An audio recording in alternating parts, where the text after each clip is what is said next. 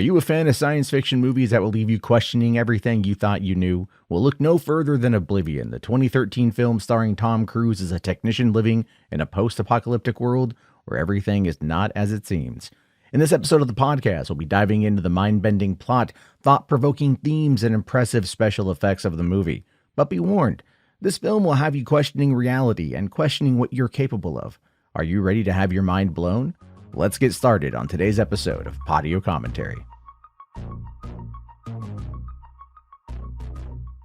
Hi, my name is Matt Jarbo. Welcome to this week's episode of Podio Commentary, episode number 21, talking about 2013's Oblivion starring Tom Cruise and directed by Joseph Kosinski. Of course, you might know those two more from this past year with the absolute success that was Top Gun Maverick, and this one is what brought them together originally.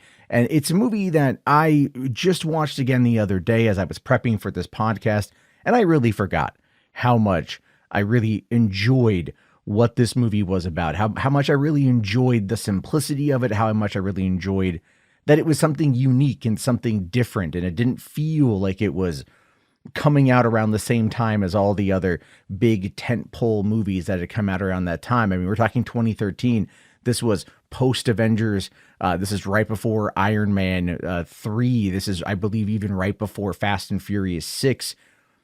This is, right before Man of Steel came on out. This is just what felt like pre-times. One of the last big original science fiction movies coming out before the boom of all these IP films that we know and that we love and that I'll ultimately be discussing here on the show.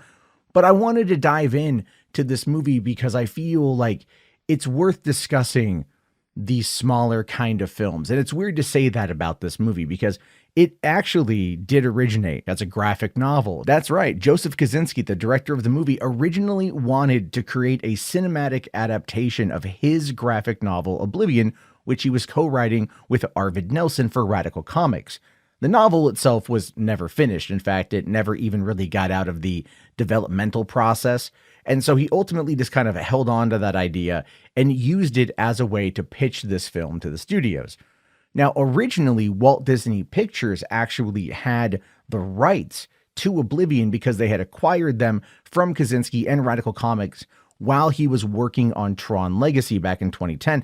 And I feel like Disney did this as one of those things where they're like, all right, you're doing this really big end of the year movie for us, this huge, massive sequel that everyone's excited about. So yeah, we want to keep you in the fold, keep you in the family. We're going to option off this particular story from you. But when they ended up realizing that they were going to make it a PG movie, and that's not exactly what Kosinski wanted, Disney eventually released the rights and they went over to Universal. Because Universal had also expressed some interest in this movie right off the bat. They had actually bid on it originally alongside Paramount and 20th Century Fox, but Disney got it because, the deal that he had going on at the time. But when it came up for reacquisition, the rights ultimately went to Universal, and through them, they authorized the PG-13 version of the film. It's not to say that this movie needs to be anything more than being PG-13. I think the concepts work well enough to keep it in that particular range, and I don't quite know why Disney would have been against it. Disney has had success with PG-13 movies. The Pirates of the Caribbean franchise is all PG-13. The Marvel movies are all PG-13, with the rare exception being rated PG. They've had success in this particular space, so I don't quite know what they were really worried about. But then again, this was, at the time when they were doing this, we're talking, 2010. And Hollywood was way different, especially Disney was way different in 2010. They had only just acquired Marvel. The MCU hadn't really gotten off the ground just yet over there at Paramount. I mean, it had a couple movies coming out, but this is also like pre-Tomorrowland, pre-John Carter, pre-The Lone Ranger, pre a bunch of these big budget movies that ultimately failed to connect with audiences and ended up costing Disney a lot of money. And like I said, this is even before they bought Star Wars. So this was definitely a different time, and maybe they thought they really didn't have the space for it. They didn't really have the bandwidth to push something like that out there in a way that they felt would be successful. And so once the movie was over with Universal, the script, which was actually originally written by Kaczynski and William Monahan, who is probably best known for having written the screenplay for The Departed, actually underwent rewrites by Carl Gajusek and Michael Arndt, who was actually using his pen name Michael de Bruyn. Probably the only movie you might know recently that Carl Gajusek wrote was The King's Man, and Michael Arndt actually was one of the writers on Toy Story 3, as well as doing a lot of other uncredited work on other movies. When the script was finally done and passed off to Universal for their approval, they actually praised the final script, calling it one of the most beautiful scripts we've ever come across. And this is one of the things that really kind of, I think, got Tom Cruise interested in being in the role. He had expressed interest in the film for quite some time, but officially committed to it on May 20th, 2011. But what about the leading lady? What about Julia's character? Who would play opposite Cruise? Well, the producers had considered a couple different actresses. In fact, Jessica Chastain was the lead contender. She was signed on to the role originally. They also looked at Olivia Wilde, Brit Marling, Noomi Rapace, and Olga Kurylenko. And they all actually auditioned and they all were really liked, but Chastain had ultimately got the part. And then what happened is she got the call from Catherine Bigelow and was like, hey girl, you want to be in Zero Dark 30? And yeah, like, why turn that down? I mean, the director of The Hurt Locker, which had won all these awards, was doing her follow-up movie, which is about the assassination of Osama bin Laden. I mean, it's a big movie. It could have a lot of Oscar implications and be great for the career. And so she wanted to do it. And look, to Tom Cruise's credit, and this guy's kind of a control freak. I think we know this at this point. But to Tom Cruise's credit, he let her be released from her contract for Oblivion to make the other movie.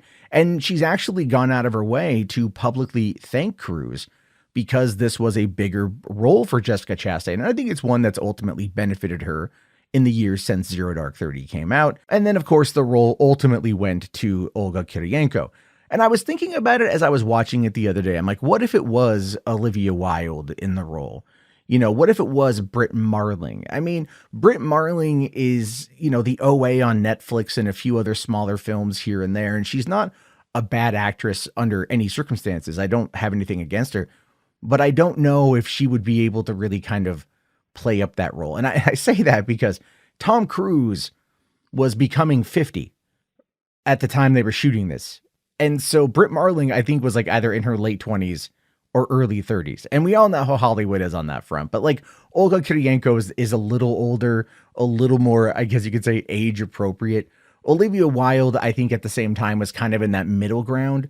But after the whole thing with Don't Say Darling and that all nonsense, like I feel like Olivia Wilde probably would have tainted my enjoyment of the film. I really enjoyed Olga in the role. And look, I'll be fair. I'm a huge Quantum of Solace fan, all right? I'm a big Quantum of Solace fan. I know that's a bit of a hot take when it comes to Bond aficionados, but I'm just going to say this, a bit of a side topic. If you are looking for a great double feature, and I mean this wholeheartedly, play Casino Royale and Quantum of Solace back to back. It's 4 hours. It is an amazing ride.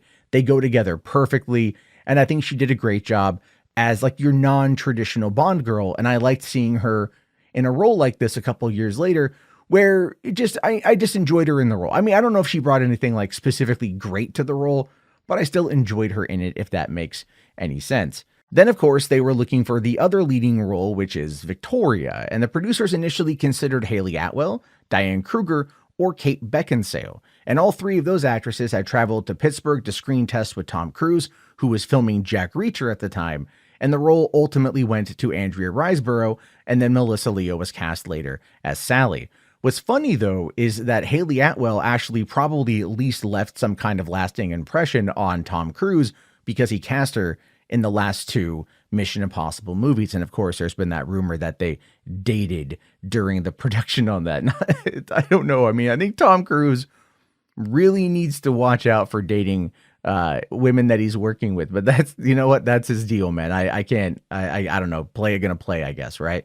But I do feel that like Andrea Riseborough, who I've only seen in this movie, I haven't really seen her in anything else, but I really liked her as Victoria because of the very interesting relationship that they had. She was very, tightly wound and very on schedule and kind of like, just very about the business, about what they're there for.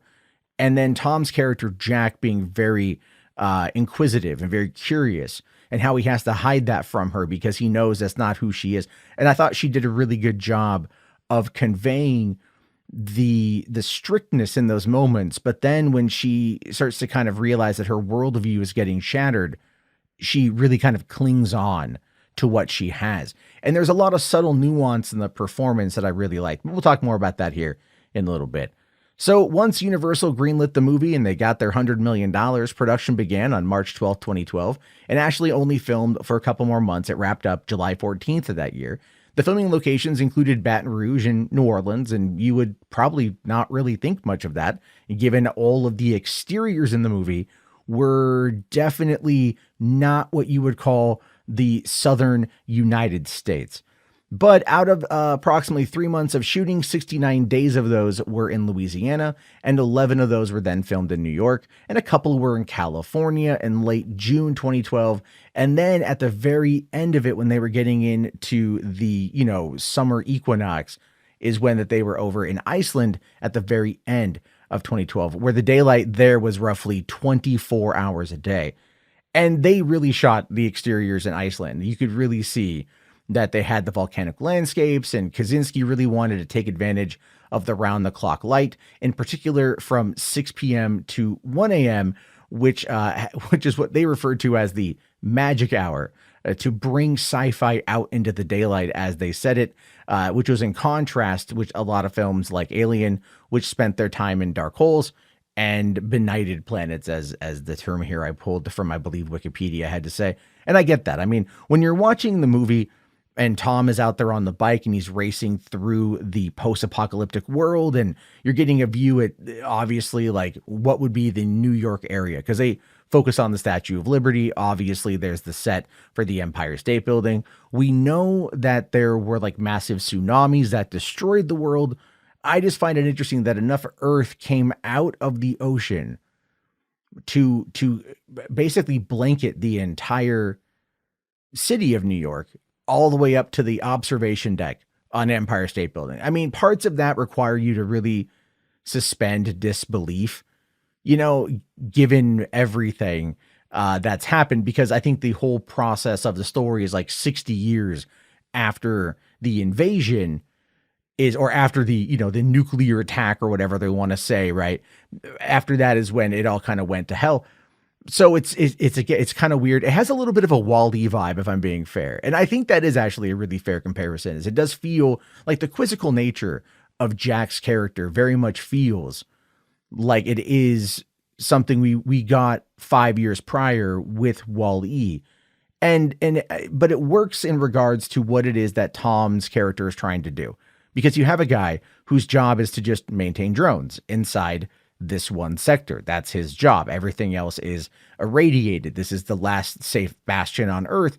His job is to just make sure the drones work. The drones protect the machines sucking up the Earth's ocean in order to power fusion generators for this massive starship to take it off to Titan, one of the moons of Saturn.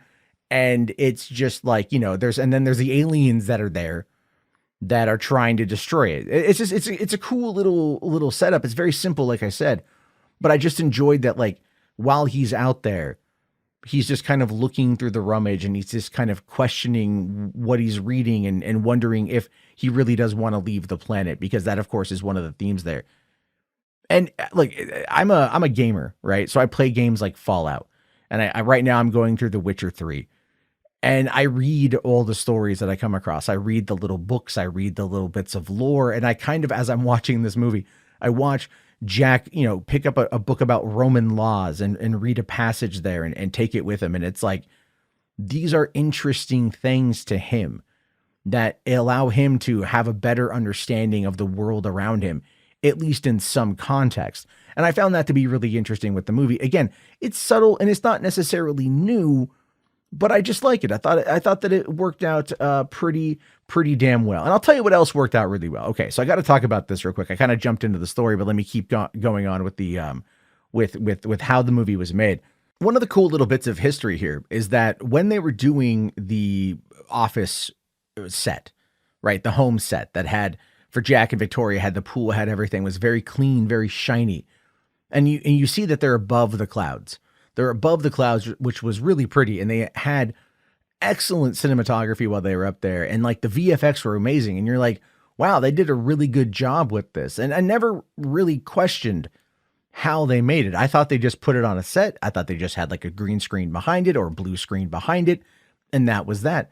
Well, it turns out that was actually a problem because they realized that when they had this huge, massive set and they had to have the skyline behind them, they were running into problems by having the green screen or the blue screen because it would the screen would kind of bend and fold and you would actually see it in the, in the final product. So what Joseph Kosinski and the cinematographer Claudio Miranda did was they actually went and they got all of these screens. They got 21 different monitors that were 500 inches by 45 inches or 500 across 45, whatever diagonal. And they put these things together and they used footage that had been filmed for 3 weeks from the summit of a volcano in Maui, Hawaii. So they could get it at different times a day and really showcase this kind of skybox footage sort of thing. The monitors actually ended up taking about 10 weeks and multiple technicians to install and fine tune by basically creating a massive LED panel wall showcasing this footage. Tom Cruise was very impressed with it. The cast and crew were very impressed with it. Everyone was really impressed with it. And what's interesting is that this technology, this idea, ultimately was upgraded into what we know as the volume, the stagecraft technology that has been used on The Mandalorian and Book of Boba Fett and movies like The Batman and Thor Love and Thunder and, quite frankly, everything else going forward. So this movie, and I didn't even realize this until I was researching it, is like this movie was like the prototype for the volume. And as much as I love film, I love the making of it probably even more sometimes than the actual finished product. And what drew me to The Mandalorian initially is when they talked about this virtual set, this virtual soundstage, having these LED panels and being able to project everything in real time to get the natural lighting and to make it look a certain way and feel a certain way. And I know the process is still evolving. There's times where you're watching Mandalorian and it can feel a little flat. It can feel a little dull. But in Mandalorian season 2 and even Book of Boba Fett, and hell, go back and watch Thor Love and Thunder, you can see them expanding that. It's not perfect yet, but you can see where that technology is going and the fact that it originated by just wanting to have sky footage of sunsets and sunrises and just clear days for this kind of tiny science fiction movie that came out, in 2013 is really, really, really, really fascinating to me. Another interesting thing about getting this film done is Kosinski wanted the movie to be 4K. And this was before 4K was a thing, right? This was normally not what we see in theaters. Now we're up to 8K. But back then he wanted a 4K release, but budgetary constraints coupled with an additional of 6 weeks of post-production, well, basically meant the idea got canceled and the film was finished and released in only 2K instead. I think one of the really interesting things about this movie is how effective the small cast is and also how much star power there was in this film. I mean, obviously, Tom Cruise is in it as the main character, Olga Kurylenko as Julia. Andrea Riseborough at the time didn't really have a lot. She came from like television and BBC. In fact, she even has said multiple times that her worst acting gig was Oblivion. And when asked about it a little bit more, she actually said she felt relatively isolated on set because of being like the only female that was there.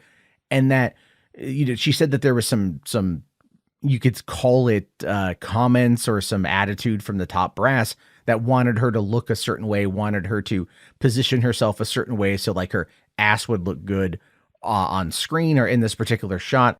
And I was thinking about this as I was watching the movie and I'm like, okay, yeah, she's very prissy in the shots that she's in. She's very direct. She's very deliberate. She plays the role of not only the company person, but wanting to maintain that specific idea because her really only communication with anybody outside of Jack is Sally, the operator from the Star Station, from the TED station. And Sally is, again, very kind of, I don't want to say domineering. I don't want to say really demanding, but you can tell that there's a sense of urgency behind her voice. Melissa Leo does a really good job in the role, but there's a certain urgency there. There's a certain, there's a certain level of fear that she kind of commands over Victoria's character. And so Victoria has to be perfect. Victoria has to be on point.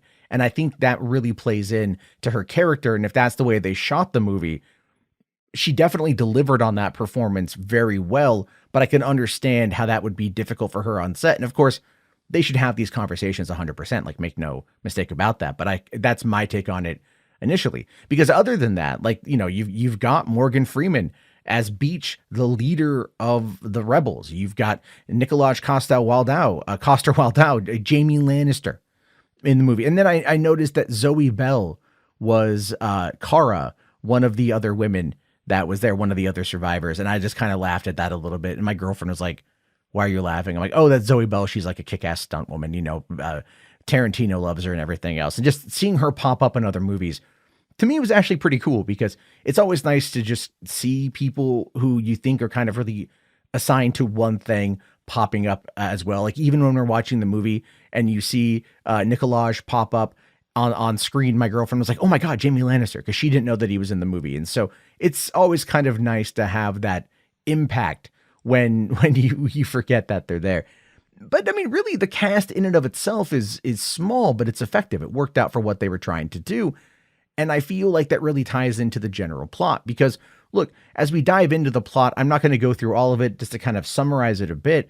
But it's like the plot of the movie follows Jack as he's ending this 5-year journey, right? You almost want to go back to Star Trek, right? It's a 5-year mission to seek out new life and whatever.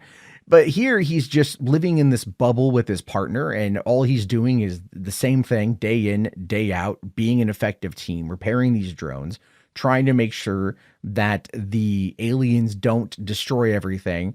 But he's also not aware that the aliens are succeeding, right? What we know about them, the scabs, is that they have been trying to, get our resources. That's what caused the nuclear war to happen, all that stuff, right? All the propaganda that they've been told. And Victoria does keep, as far as I can tell, Victoria keeps a lot of that information away from Jack's character. Throughout the movie, we don't really see her convey her conversations with Sally to Jack. In fact, towards the end of the movie, when Jack and Sally finally kind of interact with each other, Sally goes, "Oh, it's nice to finally meet you," or be face to face, right? Something along those lines. So Jack is always kind of kept in the back, kept in the dark a little bit, outside of what is necessary for, the need to know basis for him. And I feel like that, again, is another part of Victoria's role in all of this. She's trying to maintain that control, maintain that power over him, to be an effective team. And she does this, I've noticed this too, whenever he gets a little bit too curious about something, she basically flirts with him. She has sex with him. That's her way of maintaining control. And I don't know if that is conscious or subconscious. It's not something that is explicitly laid out in the movie, but you can see she uses that. She uses her sex appeal in order to distract him from being curious. He's curious with other things, obviously. He wants to go explore anatomy rather than sociology and philosophy and things like that. I just thought that was really interesting, their particular dynamic. And I thought that he kind of worked well as like that clueless guy who was just kind of head in the clouds. He's got his New York Yankees hat. He's got his little cabin full of, trinkets and things that he's found. He's built this whole thing up for years. He's developed everything in order to talk to Victoria about staying. He says at one point, "Hey, why don't you come down there with me? There's something I want to show you." And he's trying to get her to leave this bubble where she has been for 5 years after their quote unquote mandatory memory wipe, which they never really explain why the mandatory memory wipe is needed. I mean, obviously to keep them on point is what's, you could say, assumed. What is to make sure that they don't actually, start to think, especially as we get further into the movie and you realize that the irradiated zones are simply just other zones with other Jacks and other Victorias. And I thought that reveal was really cool when I first saw the movie back in theaters back in 2013 when it came out.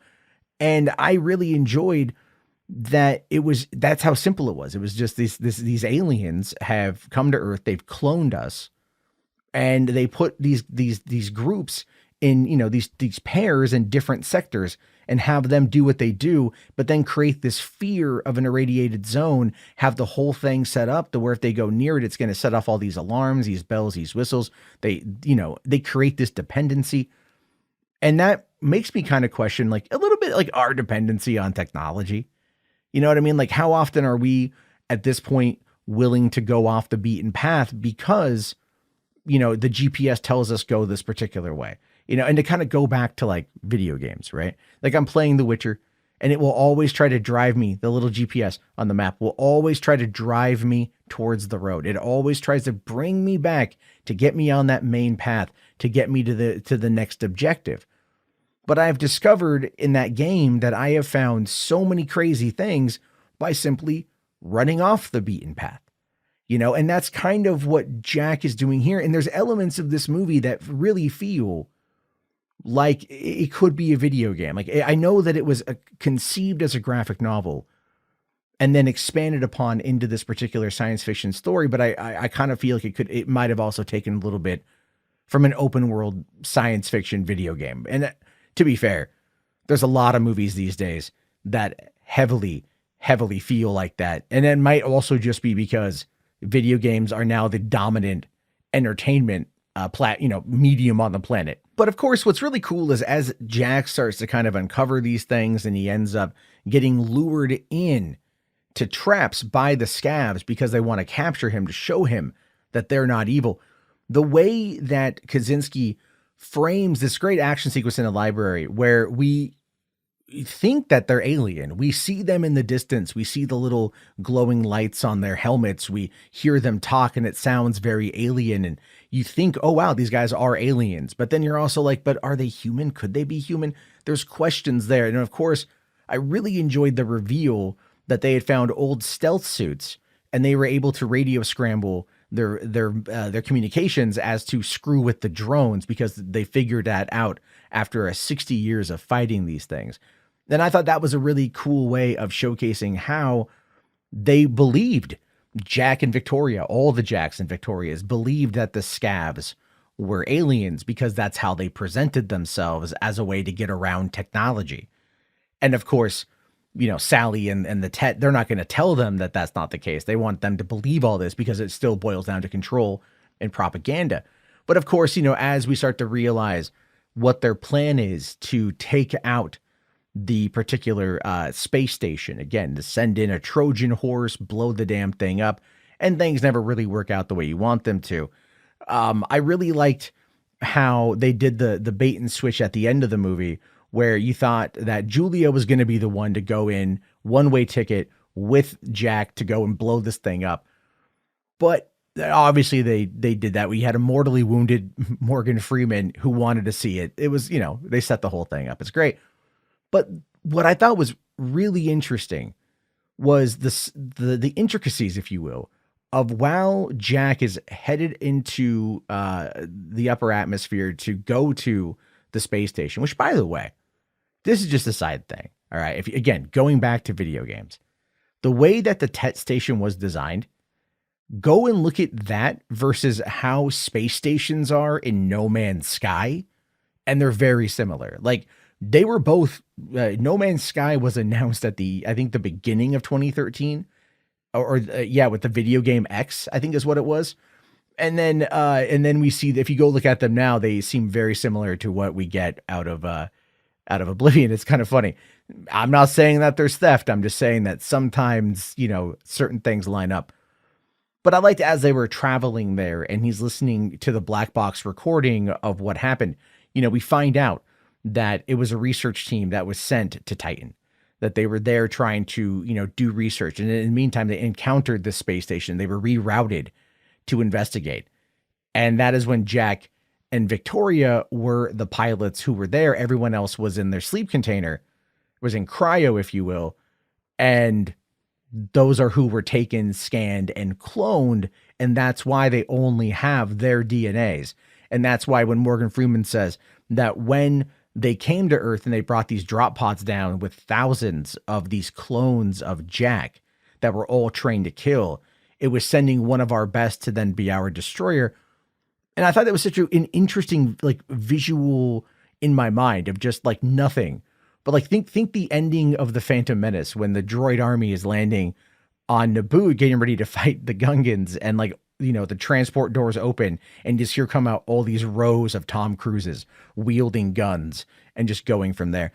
I would have liked to have seen that. I mean, I think, well, okay, to be fair, as much as I would like to have seen it, I also feel that that might take away from the impact of visualizing it in my mind. Not everything needs to be shown. I understand that now. Sometimes you just want to leave certain things to your imagination. And that's how I took that particular scene. Although like the ending of World War Z, the movie, has the deleted footage from the stuff that the director had shot for the final act where they were in Russia that never went anywhere. They reshot the ending of that movie, you know, to have it a bit more intense and whatever. But we got some of that footage in the end credit scene. Same with Ghostbusters 2016. There was a dance sequence that we see in the end credit scene for that movie. The whole dance sequence is in the extended cut, and that's not a movie I recommend. I don't think I'm going to do, I might do a Podio commentary on that just because I dislike that movie so much. And I just want to like break down why I don't like that movie. It would be cathartic for me to do, but I don't want to spend a lot of time bashing on film because I love movies so much. But again, like this is one of those scenarios where you maybe don't need to see it, although it would have been relatively cool to check that out. So again, at the end of the movie, you know, they blow everybody up. We see it coming. It's not the most, you know, surprising ending, but then it cuts forward a couple years later and somehow Julia has been with child. You know, she was shot in the gut early on in the movie, right? But still that didn't damage the reproductive organs. Had sex with Tom Cruise that day. Okay, fine, whatever. And then she's got the child, which is good, but it appears that she's been by herself for like a couple years, you know? So then my question becomes, who helped with the birth, man? I have 2 kids. I have been in the delivery room both times. I know what it's like. I know what it's like with an epidural and without an epidural. All right. Like, golf ball through a garden hose on your own. Again, suspension of disbelief is really what it boils down to. It's all about suspension of disbelief, because I really did enjoy the ending when all of the refugees had made their way there, had found this little slice of heaven that Tom Cruise had found and had built out. And then here comes the other Jack that they encountered and, you know, leading them to believe, oh, this is, you know, they're going to be happy together because it's the same person. But is it the same person? Right? Is that Victoria the same Victoria that was with, you know, Tech 49, which was Jack? That becomes another question of how this whole thing plays out. And obviously that's what they're insinuating. That's what they're alluding to. They want the movie to have a happy ending. They want the movie to have, you know, like, okay, he might be dead, but here he is. And I get it. You know, it makes sense. It's fine. It's a nice, sweet ending to the movie. Wrapped it up, nice, neat little bow. I was happy with it. Again, I've watched the movie a few times. I really enjoy the film. Very happy to dive back in the other day to check it out so I could talk about it for this. But yeah, like, I like the ending. Now, I like this movie, but critics out there, they were a little bit different than me. We oftentimes will butt heads when it comes to the critical reception part of the episode. But over on Rotten Tomatoes, they gave the movie a 53% based on 255 reviews with an average score of about 5.88 out of 10. The general consensus reads, visually striking but thinly scripted. Oblivion benefits greatly from its strong production values and an excellent performance from Tom Cruise. Metacritic, on the other hand, gave it 54 out of 100 based on 41 critics, and it had mixed or average reviews. I mean, it's like middle of the road. Fine. You know, 53% of the critics enjoyed it.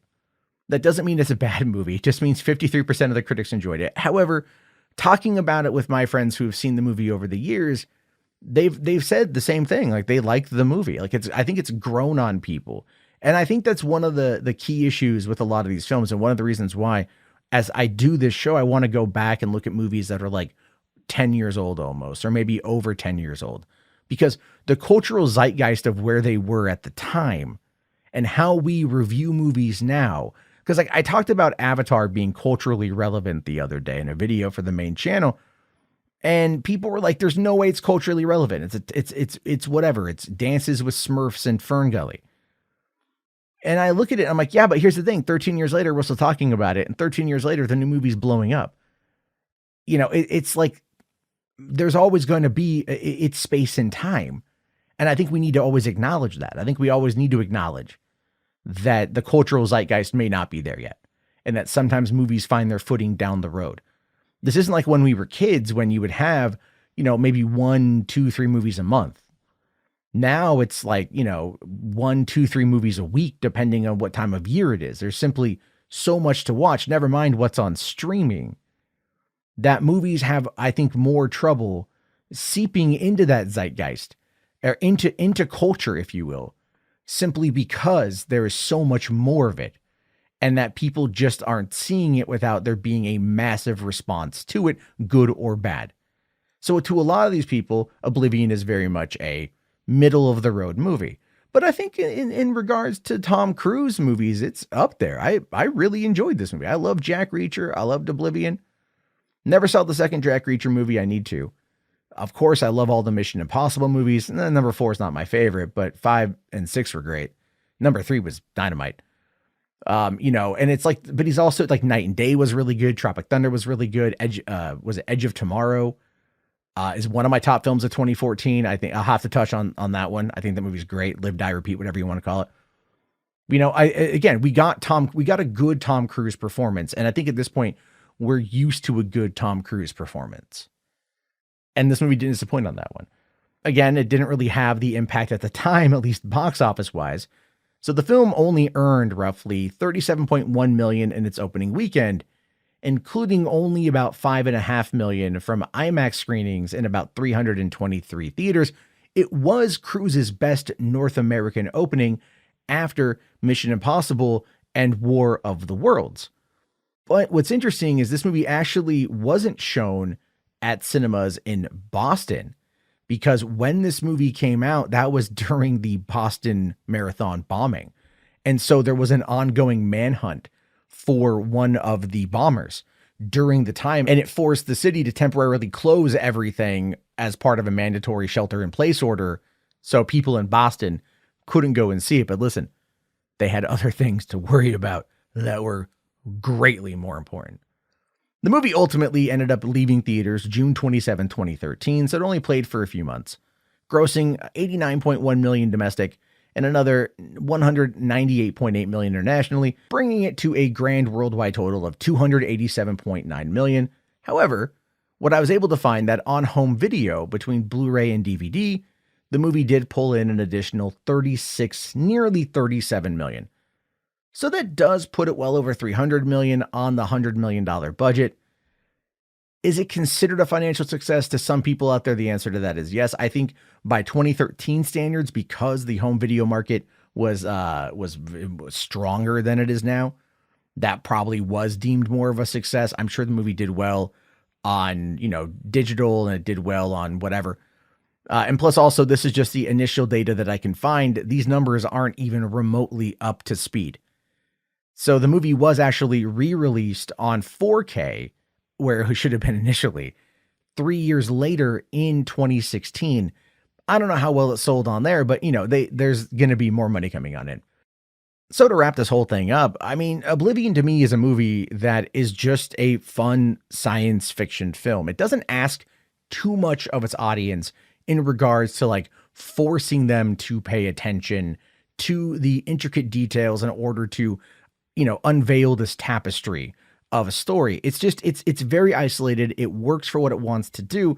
Some people had a little bit of issue with how the terrain changed, how all of a sudden, you know, there was like several hundred feet of debris covering New York. But at the end of the day, like, I didn't care about any of that. It reminded me of Planet of the Apes. You know, why is it that the Statue of Liberty is all the way here at the ocean? Like, what the hell's going on? Where did it go? How did it get there 700 years later or something like that?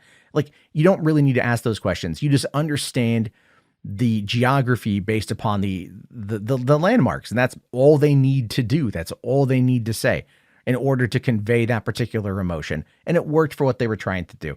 I think another thing that really worked well for this movie was, again, the cinematography was really fantastic. The visual effects were pretty amazing. Joseph Kosinski learned a lot on Tron. He brought a lot of that over to Oblivion. For those of people who have seen the Top Gun Maverick, I haven't seen it yet, so it's on my list of things to watch.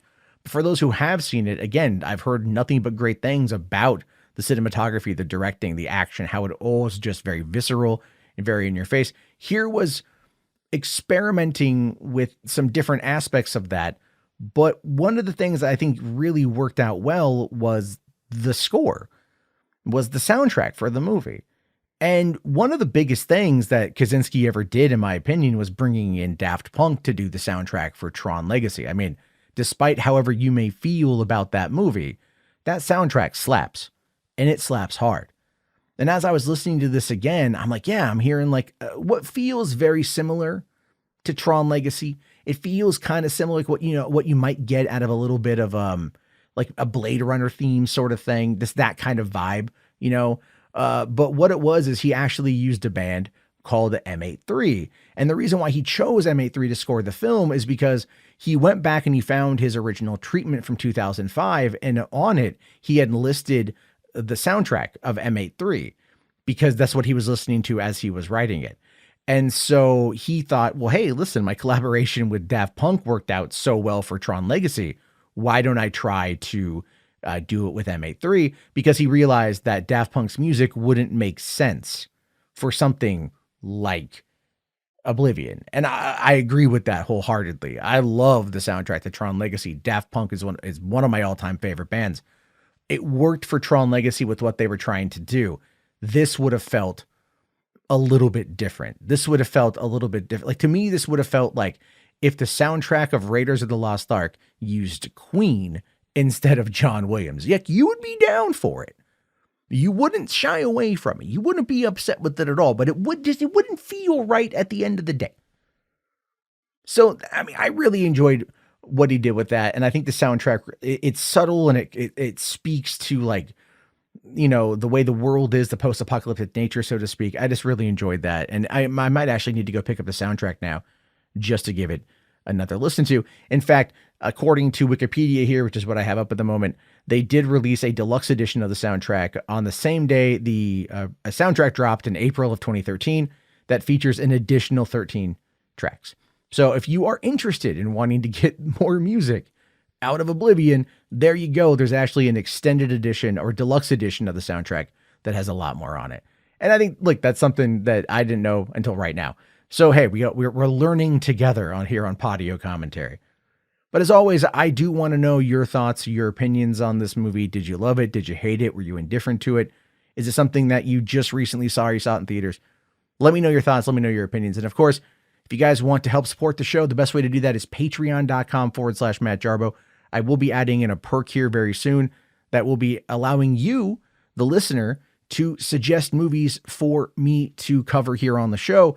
And of course, we'll probably end up doing something down the road, maybe once a month, where we'll get together a live stream on the YouTube channel, which is youtube.com/Podio Commentary. That will allow us to have a discussion of a movie that I covered. I do generally tend to cover movies that are available on streaming at the moment in time, because I feel that makes it the most accessible to everybody who wants to listen. And you might listen to this and go, man, I want to go back and watch this movie again. And to realize that, oh, it's available on streaming, I don't have to like hunt it down, is something that I think is going to bring a lot of us together for building out this community of movie fans who just want to talk about a film. Anyway, guys, thank you again so much for listening to me. Have yourself a great day. I'll be back next Wednesday for our regular scheduled release.